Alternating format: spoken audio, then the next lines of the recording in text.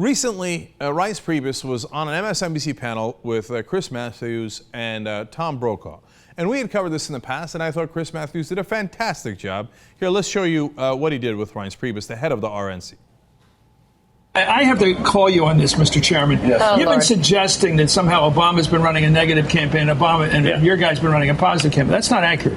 In fact, if they both stopped all the negative, I'm not sure who would win. But they've both been negative. That cheap shot about I don't have a problem with my birth certificate was awful.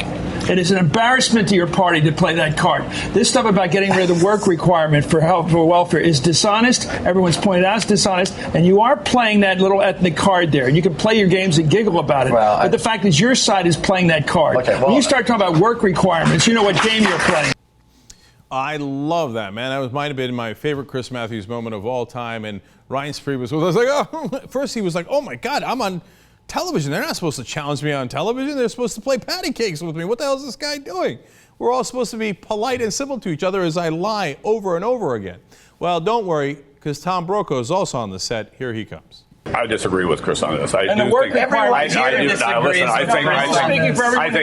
it was a demonstration of his awkward sense of humor. But I do think, in fairness, that all during the Republican debates and the primaries, that there was a lot of stuff aimed at the president that was not refuted by leaders of the party. I refuted it every single time.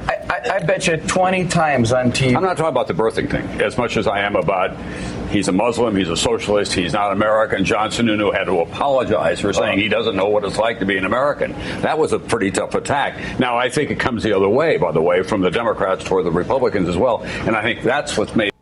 Really, Tom? When does it come the other way? How so? With the same ferocity, with the same volume, with the same amount of lies. Really? Show me. Of course he can't.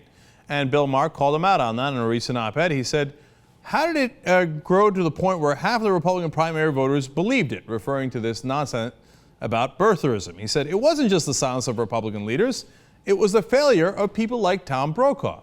Now, that might seem a little harsh, but actually, I only agree 100%. Let Bill Maher continue, and then I'll add on to it. He said, people like him are always championing balance over objectivity.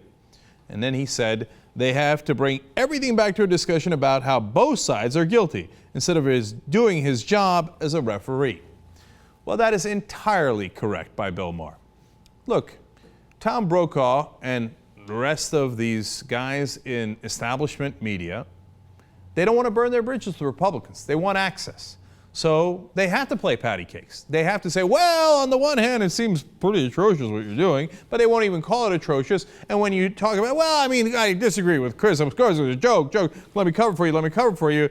Slip in a little bit of information, but then turn around and go, oh, well, the Democrats do it too. Really? When did they challenge whether Mitt Romney was born in this country or not? When did they call Mitt Romney a Muslim? When did they, say about his record something that every single fact-checking organization said was pants on fire, not credible, false, etc., referring to the welfare issue that Chris Matthews brought up there, where Mitt Romney's attacks were blatantly false, the exact opposite of what President Obama did. Well, Brokaw doesn't have any examples, but he thinks his job is to be neutral. Now, I've told you this a million times. Neutrality is horrible journalism. What you want is objectivity. There's an enormous difference. Neutral is the Steelers and the Broncos played, and they both claim they won. Well, so who won? Objective is they played, and the Broncos beat the Steelers. That's just what happened. Now, that is, if it was in politics, they say, oh, that's so unfair to Pittsburgh. Well, what was unfair is that they lost, that the facts were not on their side. Okay, so that's a sad day for them. Covering for them doesn't make it any better. Now, a lot of times people say, no, Cenk, that's totally wrong. You don't understand journalism. They're not supposed to give us their opinions. Well, I'm not asking for their opinions. I cannot begin to describe to you how little I care about Tom Brokaw's opinions. Oh, Tom, are you pro-life or pro-choice? Who gives a damn what you are? I don't care. What I care about is the facts. About 70% of this country thought that Saddam Hussein was personally responsible for 9/11 when we attacked Iraq. That was a horrible failure of people like Tom Brokaw and the rest of the establishment media.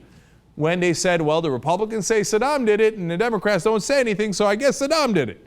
Now, they wouldn't say it. They would just run the clips over and over and again of Bush and Cheney mentioning Saddam Hussein in Iraq in the same sentence as 9/11. And they never clarified that, in fact, that Saddam did not do the attack. And if they ever did it, they would mention it once in passing and then leave it alone. And every time they'd keep running those clips day after day after day after day. And then go, whoops, oh, how did the American people think Saddam did it? Oh, golly gee, I don't know.